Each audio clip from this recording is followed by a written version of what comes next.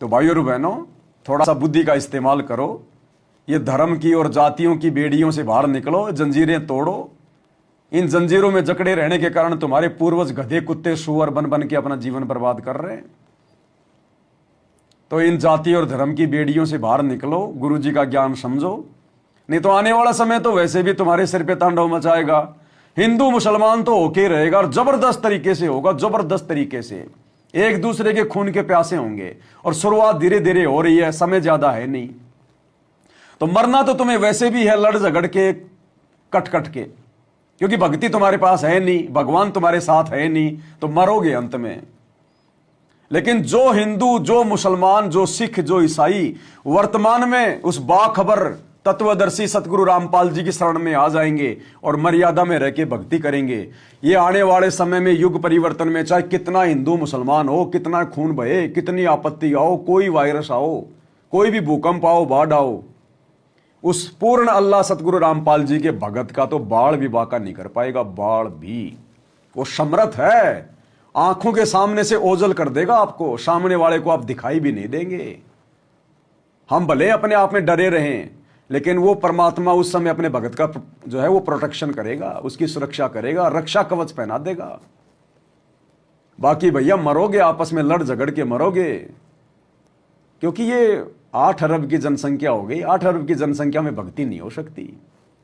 और भगवान के पास जो तरीका था, भगवान ने पूरा उसका इस्तेमाल कर लिया, ज्ञान समझा दिया, लेकिन भगवान को भी लोगों ने रिजेक्ट कर दिया। अंत में भगवान भी जेल में जाके बैठ गया कि भैया अब तो मार काटी शेष है तुम्हारे सामने, जितने बचेंगे वो मेरे, बाकी काल ले जाएगा।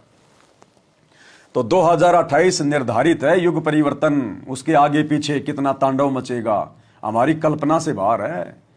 परमात्मा जबरदस्ती करेगा नहीं, तो भैया ये अरबों खरबों की जनसंख्या जाएगी जैसे गधे के सिर से सींग जाते हैं। भविष्य मलिका में तो केवल 64 करोड़ के जीवित रहने की बात लिखी है। 8 अरब में से केवल 64 करोड़, जिसमें से 30 या 35 करोड़ केवल भारत में बचेंगे, बाकी 30-35 करोड़ की जनसंख्या पूरे विश्व की रह जाएगी। तो जय गुरुदेव ने भी वही भविष्यवाणी कर रखी है कि 12-12 कोस पे दीपक जले दिखाई देंगे, यानी जनसंख्या इतनी कम हो जाएगी, 12-12 कोस पे इंसान दिखाई देगा। 12-12 कोस पे यानी 50-50 किलोमीटर तक इंसान दिखाई नहीं देंगे धरती पे, इतनी जनसंख्या घट जाएगी। तो ये होगा भाई, नहीं तो भगवान को जेल में बैठने थोड़ी आता है, वो सारी सृष्टि का मालिक जेल में बैठने थोड़ी आता है।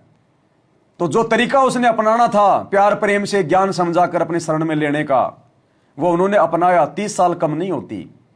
अब भैया वो जबरदस्ती करेगा नहीं तो उसका एग्रीमेंट टूटेगा। अब तो केवल एक ही ऑप्शन शेष है, विनाश, महाविनाश, युग परिवर्तन। जब जब 2 युगों की टक्कर होती है, अरे यदि आसमान में 2 एरोप्लेन आपस में टकरा जाएं, एक भी व्यक्ति नहीं बचता। ये तो 2 युगों की टक्कर है, कलयुग की और सतयुग की 2 युगों की टक्कर है, काल की और दयाल की टक्कर है। चकनाचूर होगा, चकनाचूर। वही बचेंगे पूरी दुनिया में जिनके अंदर धार्मिकता है, जो आने वाले समय में जो भक्ति के योग्य हैं। बाकी भैया ये मांस, बीड़ी, अंडा, सुल्फा, गांजा, चोरी, जारी, रिश्वत, ठगी, 3 के 5 करने वाले, ये सब मरेंगे, कटेंगे ये आपस में। हिंदू मुसलमान होगा, उसमें लड़ेंगे, कटेंगे, खून खराबा होगा, भयंकर भयंकर बीमारियां आएंगी। कोरोना तो केवल ट्रेलर था, उसके बाप दादे आएंगे। अब हॉस्पिटल छोड़ के डॉक्टर भाग जाएंगे, कहां जाओगे। ऊपर से प्राकृतिक आपदाएं, बाढ़, भूकंप, अतिवृष्टि, सुनामी, पता नहीं क्या क्या आएंगे। तब दुनिया को पता चलेगा कि भगवान कहां है, आ क्यों नहीं रहा, ये देवी देवता आ क्यों नहीं रहे, कहां छुप के बैठ गए। तब इनकी हकीकत का पता चलेगा। तुम्हारे जितने भी नकली साधु संत महात्मा धर्मगुरु आचार्य शंकराचार्य मुल्ला मौलवी पंडित हैं, इन सब की हकीकत का पता चलेगा कि ये तो खाली पेट भरने वाले हैं, पेट भरने वाले। जब ये भी खुद छुपते फिरेंगे, अकाल मौत मरेंगे। ये तुम्हारे देश के राष्ट्रपति, प्रधानमंत्री, बड़े बड़े मंत्री, ये धनपति कुछ नहीं कर पाएंगे, चाहे बंकर में जाके छुप जाना। अपने कर्मों का भोग भोगना पड़ेगा। परमात्मा की नजरों से ना कोई बचा है, ना कोई बच पाएगा। तो रक्षा केवल भगत की होगी, केवल भगत की। और भगत वो होता है जो मर्यादाओं में रह के भक्ति करता है, बकवाद करने वालों की नहीं। बकवाद करने वाले तो वर्तमान में मर रहे हैं, भक्ति करते करते दुर्गति हो रही है, कुत्ते वाली मौत मर रहे हैं, खुद गुरुजी कह रहे हैं। और संसार में भी वही व्यक्ति बचेगा जो पिछले जन्मों का परमात्मा का भक्ति योग्य प्राणी है। वो भले ही वर्तमान में भक्ति पे नहीं है, सतगुरु रामपाल जी का उपदेशी नहीं है, लेकिन उसको सतगुरु रामपाल जी ने चुन रखा है कि आने वाले समय में ये मेरी शरण में आएगा। तो इसी प्रकार के व्यक्ति बचेंगे, बाकी ये गंदगी नहीं बचेगी। ये तो भैया समूल सत्यानाश होगा, चकनाचूर निकलेगा इसका। अन्यथा हम भक्ति कर पाएंगे इस भीड़ में?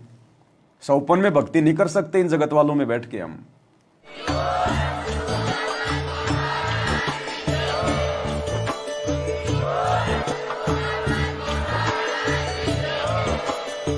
भाई जो गुरु वचन पे डट गे,